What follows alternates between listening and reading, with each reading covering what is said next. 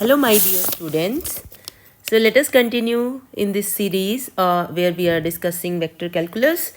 So we saw in the last video that in the last two videos we saw how we can differentiate vectors, and we looked at some properties of derivatives. So in this video we are going to talk about partial derivatives. So we already know that we can talk about ordinary derivatives, or we can also talk about partial derivatives. So when we will be talking about a partial derivative, suppose you have a vector a, and in the last scenario we had vector a as a function of only one variable, right? And that time we were talking about ordinary derivatives,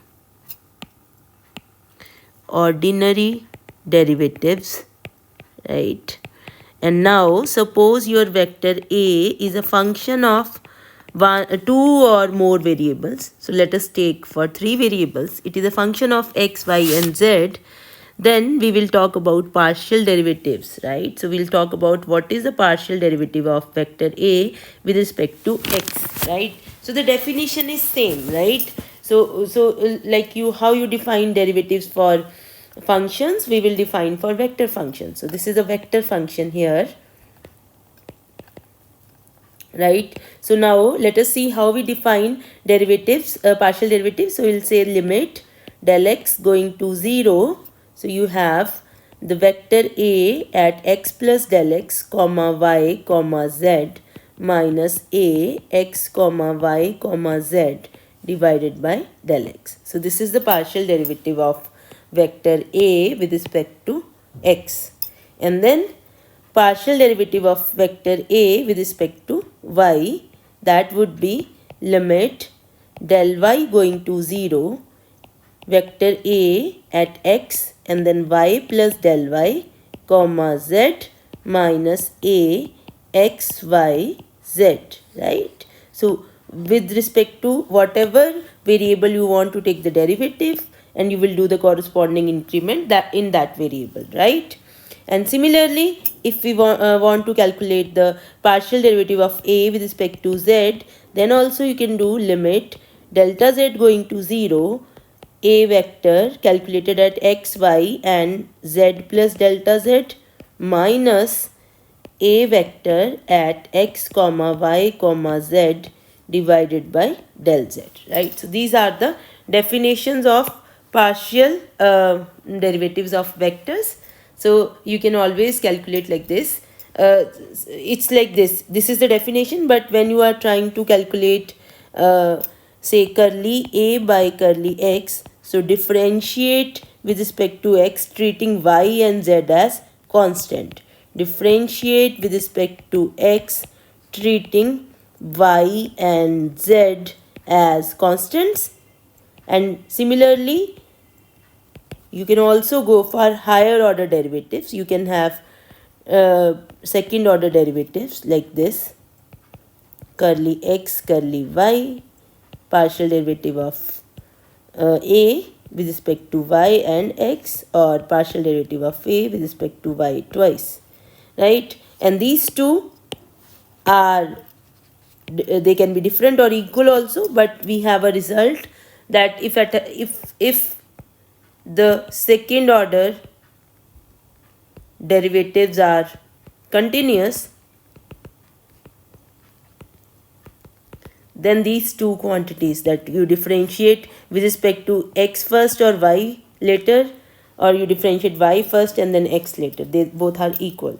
So this is the result we have, right? Okay, so let us just do some problems. We have here, suppose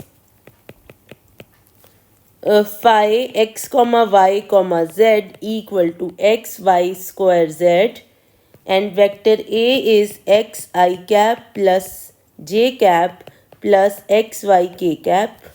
Then the question is find del 3 phi a with respect to x square and z.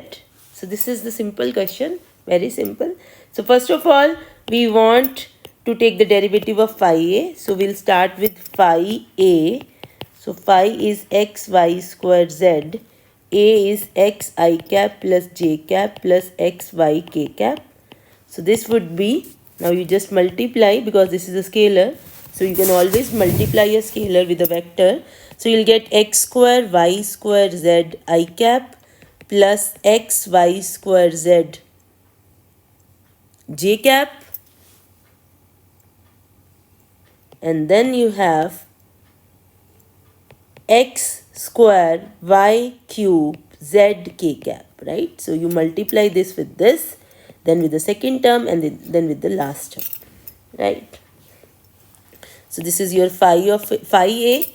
Now you have to differentiate first with respect to z, right? So you'll do curly phi a with respect to z. So when you differentiate it with respect to z, treat y and x as constant. So you'll get x square y square I cap plus x y square j cap plus x square y cube k cap, right? Now you have to differentiate with respect to x. So you'll get curly 2 phi a curly x curly z. So you have to differentiate it with respect to x. So that would be 2xy square I cap plus y square j cap plus 2xy cube k cap, right? Now differentiate with respect to x once more. So that would be your 2y square I cap plus this will be 0 because you are differentiating with respect to x, and here it would be 2y cube k cap. So your final answer would be 2y square I cap plus 2y cube k cap, right? So this is our derivative of this particular derivative, the third derivative, right? Third order derivative, right? Okay, let us do one more question. So these are simple problems, right? We will do the complex one also later on, right? So these are simple problems. First we have to always, make our grip on the simple problems, then we can go for higher problems, complex problems. So we have a vector A equal to 2x square y minus x raised to power 4 I cap plus e raised to power xy minus y sin x j cap plus x square cos y k cap, right? Find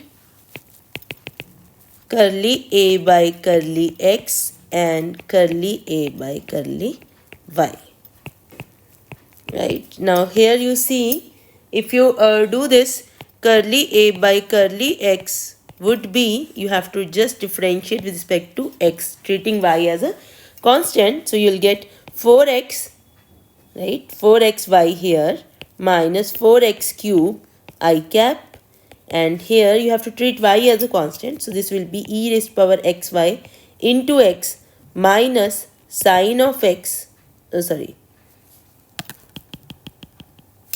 you have to treat y as a constant. So e raised to power xy times y, and then here y is constant, the derivative of sine x is cos x minus y cos x j cap, and here you'll get 2x cos y k cap, right? So this is your partial derivative of a with respect to x. Similarly, if you want to calculate partial derivative of a with respect to y, it would be, you just start from here. So it will be 2x square I cap.